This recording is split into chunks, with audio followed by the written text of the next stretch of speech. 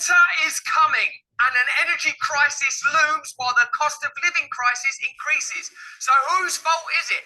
Putin's or corrupt governments and profiteering energy companies? And is there something we can do to fight back?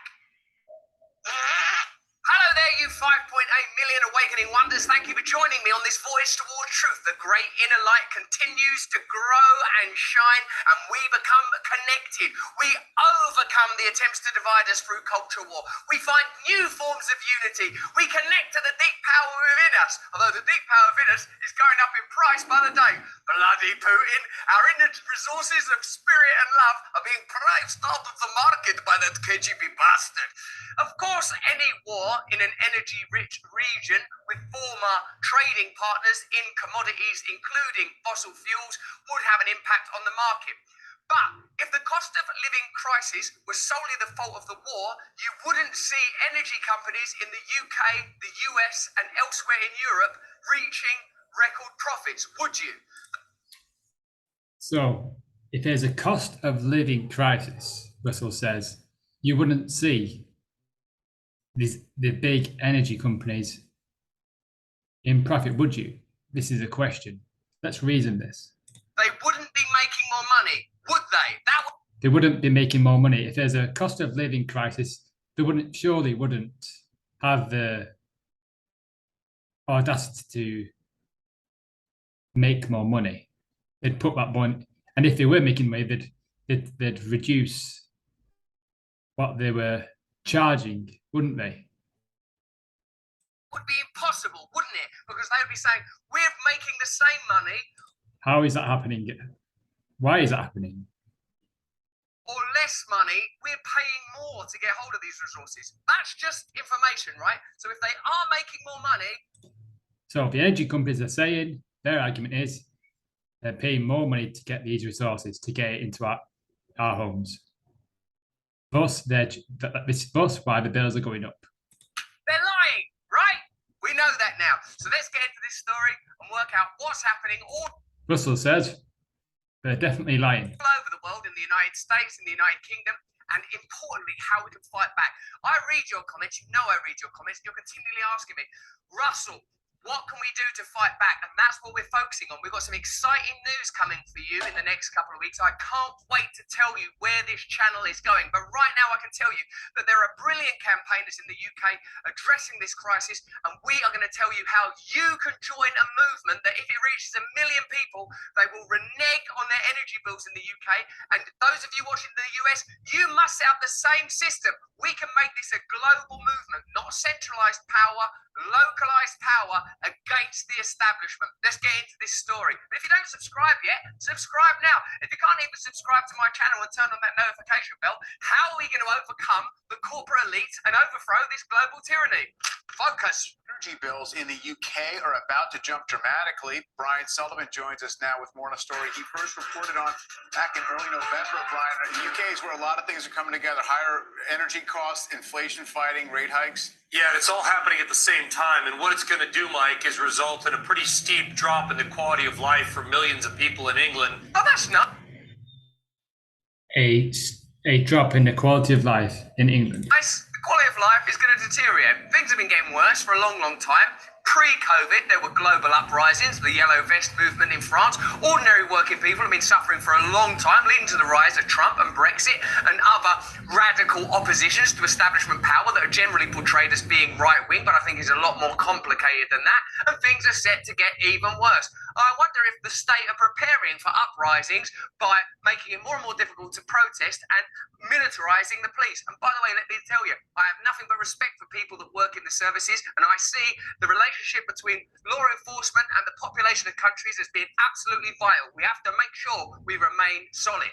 Here's what happened. Every 6 months, the UK power regulators, known as Ofgem, adjusts its rate hike caps. How much can power producers raise their rates? There should be hot. Right, so let's get into what's happening. Because you may not be seeing this in the news, actually, what is happening. So Ofgem, in the UK, they're the regulators of the energy companies. Every 6 months, the cap goes up. company at all, should they? Because what we're being told is the only reason for these price hikes is there's an energy crisis because of Putin. Now, any of you that study So again, the reason that the energy companies, they're saying it's Putin, it's Russia, it's a war. geopolitics, even in the way that I do, by Is that true? You decide. watching the news, by putting together different pieces of information, know that these matters are more complex than that there would always be multiple factors. It's a multivalent issue. But isn't it interesting how you can have certain nominated villains that in many instances, and I believe this is one such, create opportunity for more profit, increased regulation, when the only side effect is the deterioration of quality of life for ordinary people? So Russell's perspective is that we're using actors or villains as an opportunity to do things. Ofgem just approved In this case, using Putin as the reason for charging more. the biggest ever price hike for power companies in the UK, and some agencies now predict this could send 1 in 10 British families into what they call energy poverty. We already Energy poverty, 1 in 10 families. That's what this agency says. What agency is it? Ofgem just approved the biggest ever price hike for power companies. Let's read this paying. Impact of price hikes on UK families. Roughly 15 million British households are on floating rate plans, paying additional $1,000 a year, paying additional $1,000 a year. That's about £800. Could send 1 in 10 British families into energy poverty. Not sure where that source is coming from. That guy says it's from an agency. In the UK, some agencies now predict this could send 1 in 10 British families into what they call energy poverty. We already know that ordinary people are regarded as collateral damage. We already know that the function of government is to take money from the public and place it into private hands. That's why the Afghanistan war is so long. Some people think that even the current conflict, while I would say that doubtless Putin is a degree of villainy about him, creates economic opportunity through aid packages like lethal aid, where Pentagon budgets will be allocated to the military-industrial complex. In Britain, we'll see similar things. You know, I've got no objection to ordinary troops and suffering Ukrainian people receiving, in the case of the military, appropriate pay, or in the case of Ukrainian people, appropriate aid. But if this is an opportunity to generate revenue for energy companies, military-industrial complex, I find that a little bit sickening. Now, at the end. So Russell is saying, we're not saying that, he's not saying that we shouldn't be supporting Ukraine and their families and whoever. But if we're using that as an excuse to send people into energy poverty, that's pretty sickening. At the end of this video, we're going to tell you how to protest, but I just want to let you know now that there is a movement called Don't Pay UK, and there's a link in the description, and if they get to 1 million... So I'm going to leave the link in the description to Don't Pay. What is it called? Opportunity to generate revenue for energy companies, military-industrial complex. I find that a little bit sickening. Now, at the end of this video, we're going to tell you how to protest, but I just want to let you know now that there is a movement called Don't Pay UK. Don't Pay UK. Links in the description. And there's a link in the description. And if they get to 1 million people, up to 1 million people will not pay their energy bills in October. They're only going to take that action if it reaches 1 million. So why don't we get it to 1 million? Of course, this is only open to people in the UK, but if you're in the US or anywhere else, and let's face it, we are actually all in this together. Start your own movement, emulate it. I know so 1 million signatures, and talented they'll people take out some there. action. The ability we have is the ability to amplify your voices. The ability we have is the ability to tell you stories in an honest way as best as we can, knowing that we are also flawed and have our own biases. But what we have to do together is set up comparable organizations. Let's get it to 1 million people not paying our energy bills this October. And in the US, tell me what you're going to do. Keep us updated. Let's get on with the story. Maybe having to choose between heating or eating. Heating or eating? What should we do? Brrr. Or that's the old modern world for you. Good old progress with our iPhones and our complex identities and our wonderful worlds and our pink shirts with embroidery on it. What should we have? Brrr. Or that's where we're living in developed nation. God save our gracious Queen. I'm a patriotic person. Are we having heating on or are we eating tonight? This is a choice. I love this country. I love your country, America. I love France. I love people having a connection to the land that they're from. I welcome it and I love it. But when ordinary people are making a choice between food and heat, it's time to accept that things are failing at an almost unprecedented level. And we can no longer call this progress. We can no longer rub our hands together and say, oh, look, AI, soon robots will be doing even more of our jobs. Then we can have even more people choosing between. Is it for the next several months? This is going to be the level, but is this going to be the peak for them in terms of the cost? Obviously, it's going to depend on things like natural gas prices, but no, they're going to look for more opportunity to make money. How many of you knew that was coming? what are we looking at further down the road? Probably another hike next October. More and more hikes.